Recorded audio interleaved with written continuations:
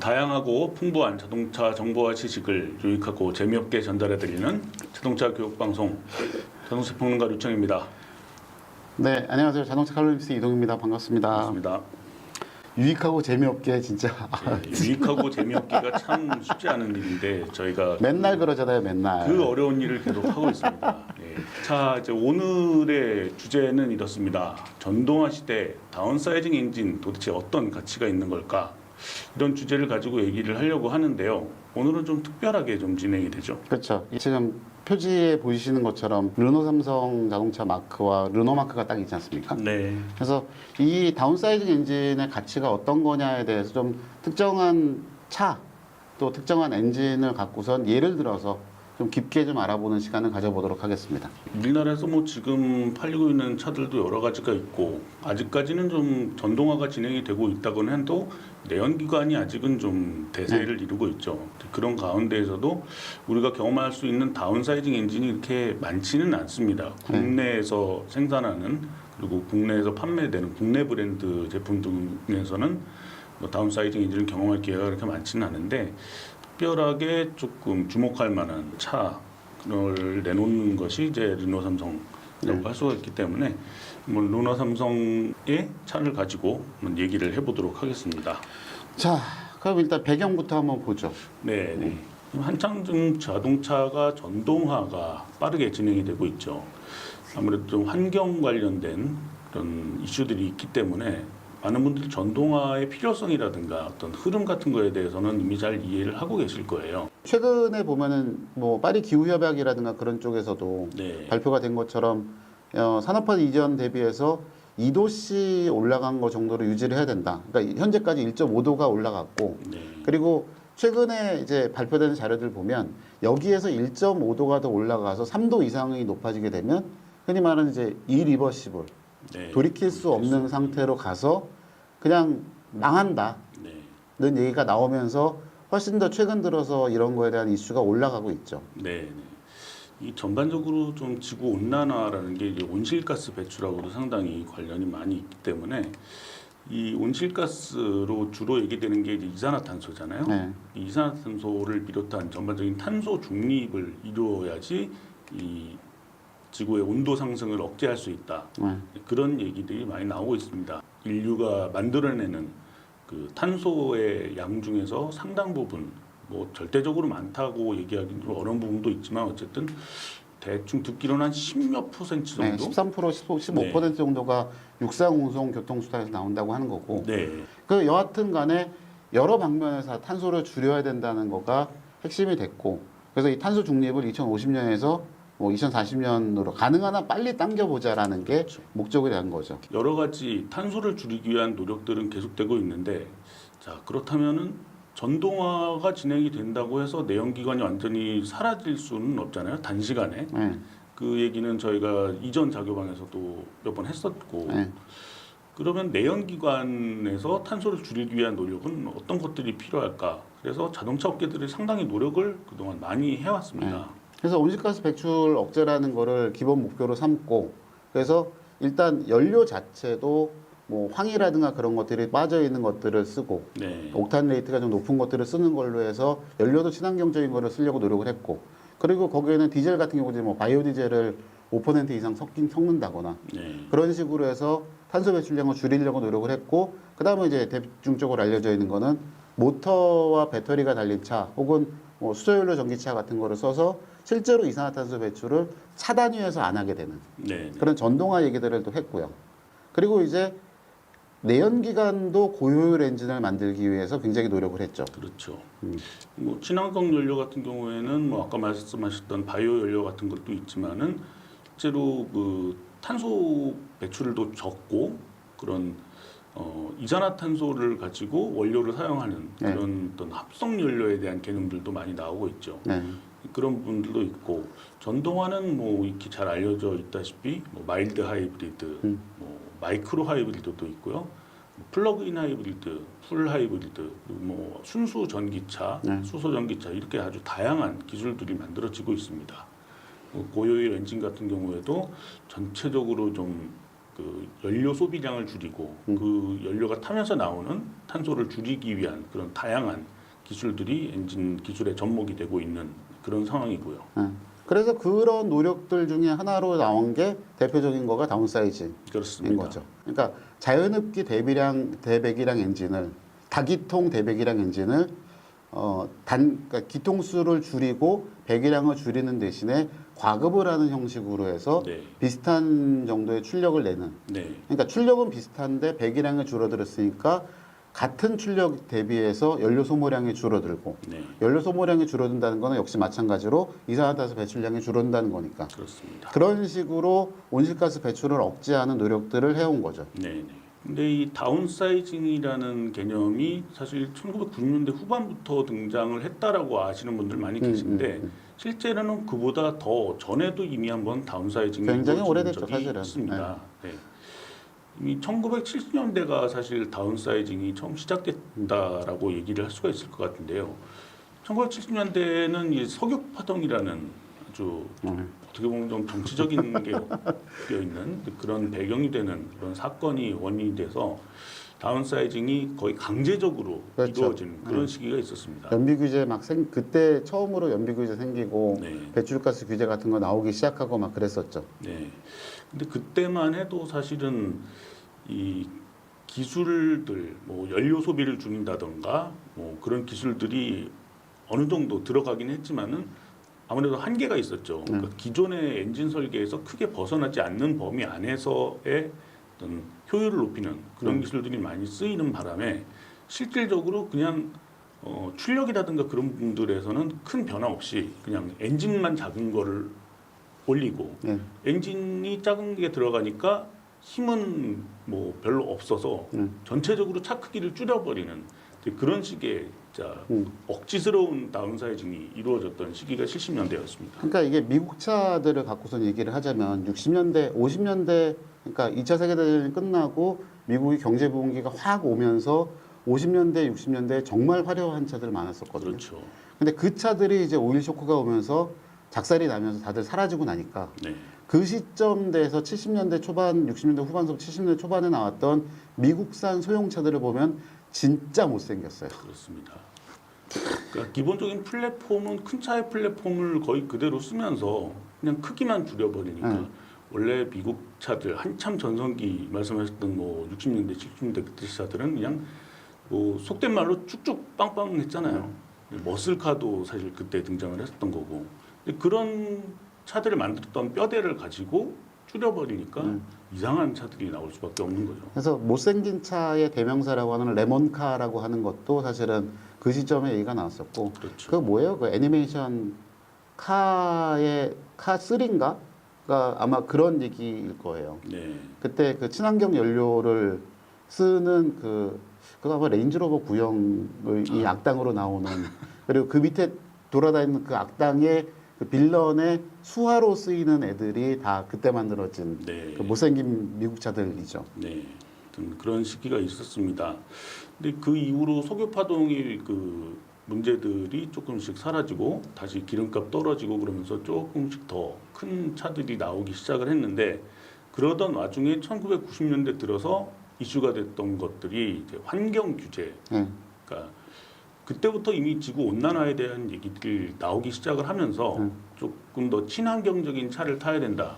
효율이 좋은 차를 타야 된다. 그런 여론들이 생기면서 본격적인 다운사이징이 그때부터 시작이 된 거죠. 그래서 그게 결국은 뭐 미국 캘리포니아 주에서 제로 에미션 비클법이 발효가 된다거나 그래서 로우 에미션 비클이라든가 하는 것들이 거기서 시작되면서 이거 어떻게 됐든 간에 배출가스를 줄인 차들을 내놔야 되는구나 라는 게 화두가 시작이 됐고 그러면은 엔진 출력을 어떻게 높일 거며 하는 기술적인 발전이 사실은 그때부터 시작된 거죠.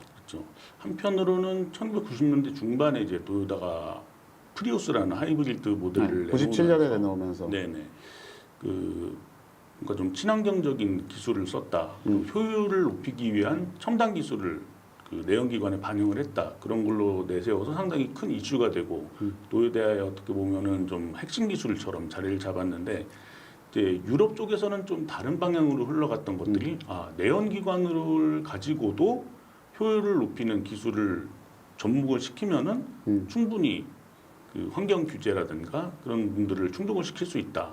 그런 흐름이 이어지게 된 거죠.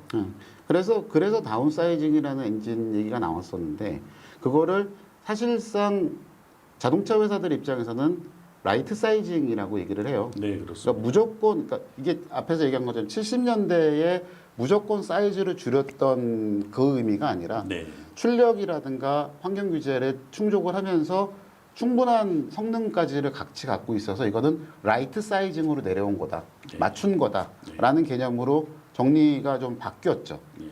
지나친 것들을 그러니까 과잉스러운 면들을 좀 줄임으로써 알맞은 그런 힘과 어떤 크기 이런 것들을 맞출 수 있는 그런 기술로서 이제 라이트 사이징이라는 얘기가 나오게 됩니다. 그래서 이거 얘기를 하면서 가장 중요한 거가 지금까지 얘기했던 것처럼 어쨌든 친환경 하는데 친환경이라는 거의 의미를 사실은 한번 다시 정확하게 정리를 할 필요가 있다고 좀 봐요. 네.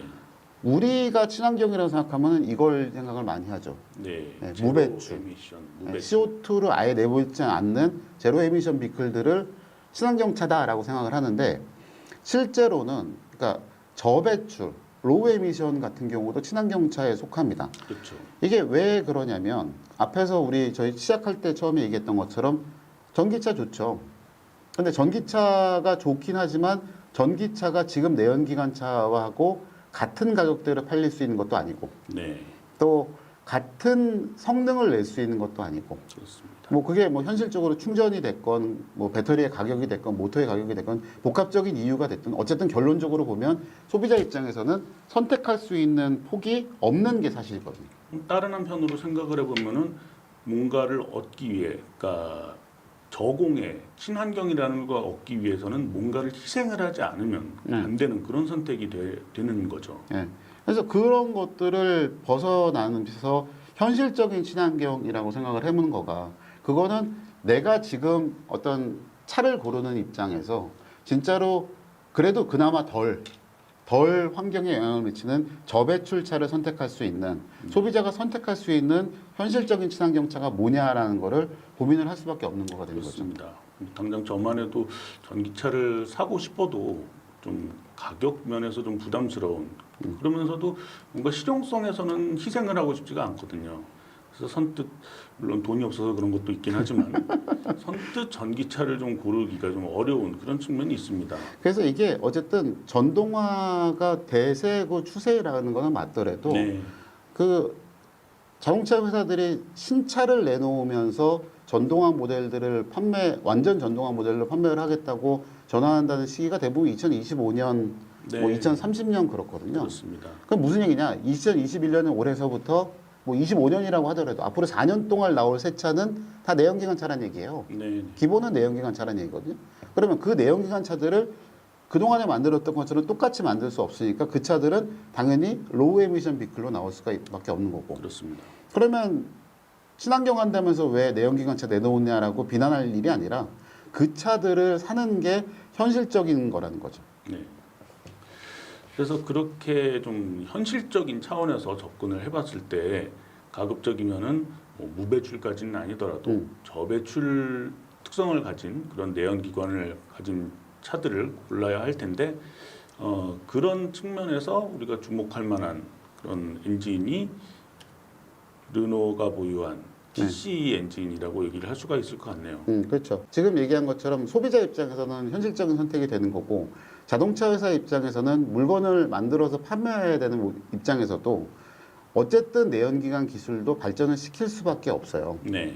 이렇게 내연기관을 그러니까 지금의 기준에 맞출 정도로 발전시켜 놓으면 예를 들어서 나중에 이 엔진 플러스 전기 모터가 되면 옛날에 나빴던 엔진 플러스 전기 모터보다 효율이 더 좋아지거든요. 그렇죠. 그러니까 내연기관 기술에 투자를 하는 거가 맞고 네. 그거에 지금의 거의 끝부분까지 온 엔진 중에 르노의 TC 엔진이 있는 거죠. 그렇습니다. 이런 것들을 담아서 가는 거를 하는 거가 TC260 엔진이죠. 네. 코드명이 HR13DDT. 예. 저거는 르노하고 어디도 같이 쓰죠? 르노 계열 브랜드들 쓰고 있고요. 아, 닛산도 그걸 같이 쓴다고 그랬었죠? 닛산도 쓰고 있고요. 예, 예. 심지어는 그 메르세데스 벤츠에도 쓰고 있습니다. 네, 뭐 코드명은 다르지만 어쨌든 네. 그걸 사용을 하고 있고 이 르노 TC 엔진 뭐 지금 앞에 이제 제온으로 이렇게 쭉 나와 있습니다만 뭐 100이랑 1300cc잖아요. 네. 거기에 터보가 들어가 있고 최고 출력 156마력이고 그렇습니다.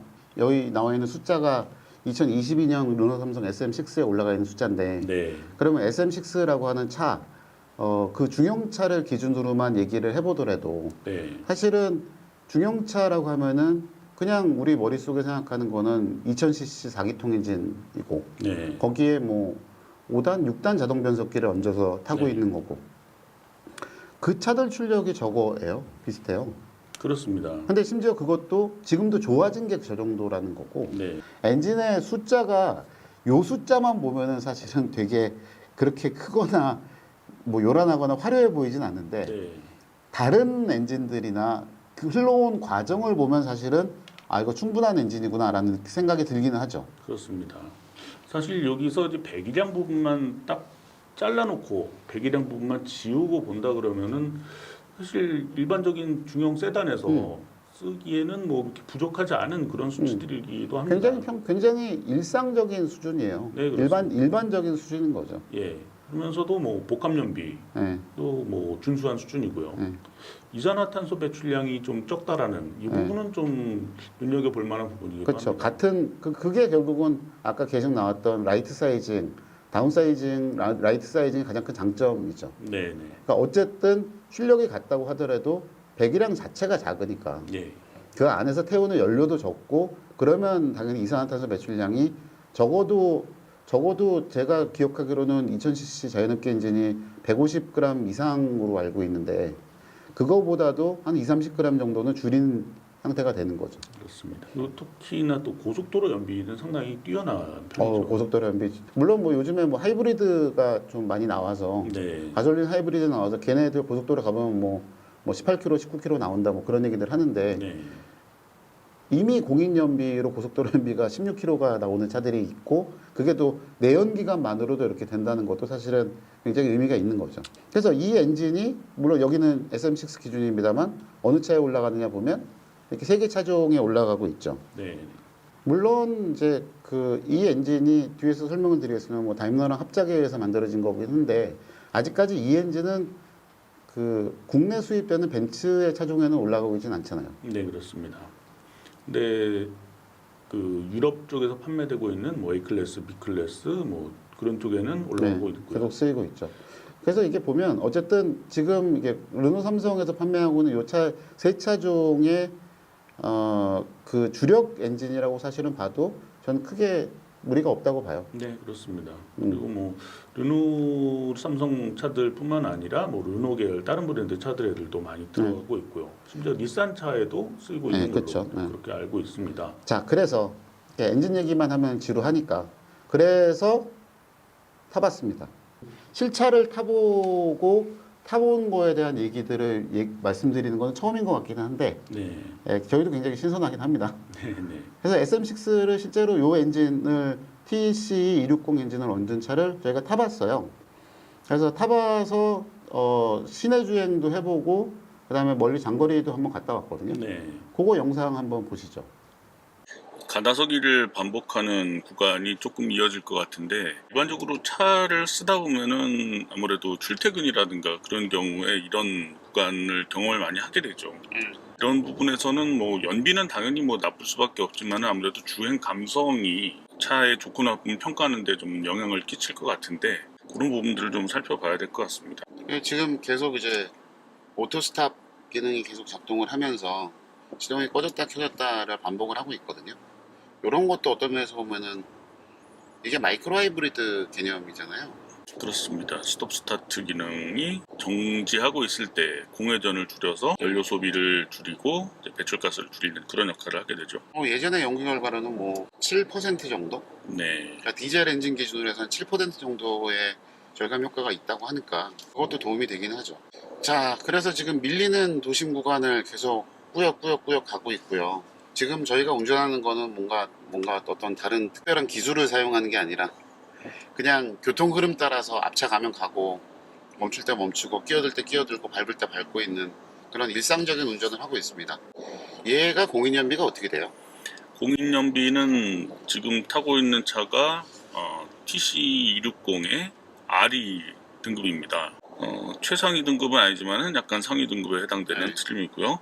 복합연비는 13.3km/L, 도심연비가 11.9km/L, 그리고 고속도로 연비가 15.7km/L입니다. 사실 이전 페이스리프트하기 전 SM6 같은 경우에는 좀 평범하다기보다는 좀 특별한 쪽에 가깝다라는 얘기를 많이 듣기는 했는데, 그렇죠. 이제 주로 디자인 때문에 그런 얘기를 많이 했었죠. 근데 주행 감각 측면에서는 좀 특별하다라는 얘기들이 있으면서 그 특별함이 조금 부정적인 특별함으로 받아들여지는 그런 케이스들이 상당히 많이 있었습니다. 페이스리프트 이전의 SM6와 비교를 하면 조금은 더 보편적인 소비자들의 성향에 알맞게 좀 더 조율을 한, 그래서 긍정적인 측면의 어떤 무난함에 더 가까워진 그런 느낌이라고 할 수가 있겠네요. 그래서 작년에 차 페이스리프트 모델 나왔을 때 그때 사실은 인제 스피디움 가서 시승도 해보고 그 근처 도로를 달리면서도 타봤었잖아요. 네, 꽤 많이 개선됐다, 좋아졌다, 그러니까 그 전 초기형에 비해서 약점이라고 할 부분들이 많이 바뀌었다라는 거는 그때도 확실히 얘기를 했었던 거거든요. 기본적으로 주행 모드는 세 가지를 바탕으로 하고 있습니다. 연료 소비를 줄이고 효율적인 측면을 강조를 하는 에코 모드가 있고, 일상적인 편안한 주행 감각을 느낄 수 있는 컴포트 모드, 그리고 조금 더 스포티한 주행 감각을 만들어주는 스포츠 모드가 있습니다. 그리고 여러 가지 주행과 관련된 부분들의 특성들을 개별 설정을 할 수 있는 멀티센스 모드가 있고요. 그래서 어떤 면에서 보면 아까처럼 이렇게, 그러니까 지금도 마찬가지긴 합니다만 계속 밀리는 길을 가면 에코 모드를 넣어도 사실은 그게 정답이죠. 그렇죠. 에코 모드를 선택을 하고 그냥 여기서는 어쨌든 연료 소비를 가져가는 줄일 수 있는 상태로 가도 뭐 흐름을 따라가는 데는 전혀 문제가 없으니까 그렇습니다. 그게 정답이긴 한데 뭐 매번 그렇게 바꿔갖고선 하시는 분이 많지 않으실 테니 그냥 지금 저희는 계속 컴포트 모드로 주행을 해보도록 하겠습니다. 참고 삼아서 말씀드리면은 이렇게 좀 가다서기를 반복하고 전반적인 주행 속도가 느린 상태에서는 에코 모드로 주행을 하시는 게 운전하기에도 더 편안한 그런 느낌이 듭니다. 가속이 이렇게 갑자기 빠르게 이루어진다거나 그런 것들이 없이 전반적인 조작에 좀 부드럽게 반응을 하기 때문에 그렇죠. 느린 속도로 이제 움직이는 이런 상황에서는 운전을 좀 더 부드럽게 하실 수 있는 그런 방법이기도 합니다. 그래서 그거는 엔진 반응도 그렇지만 변속 패턴도 조금 더 느리게 천천히 그러고 가능한 한 높은 기어 단수를 사용을 해서 이렇게 회전수를 낮게 쓰는 방식으로 가고 부드럽게 운행을 할 수 있기 때문에 뭐 어떤 면에서 보면은 이제 운행 패턴에 따라서 시내 주행을 많이 하시면은 그냥 에코 모드를 놓고 타셔도 그게 가장 좋은 선택이 될 수 있는 거죠.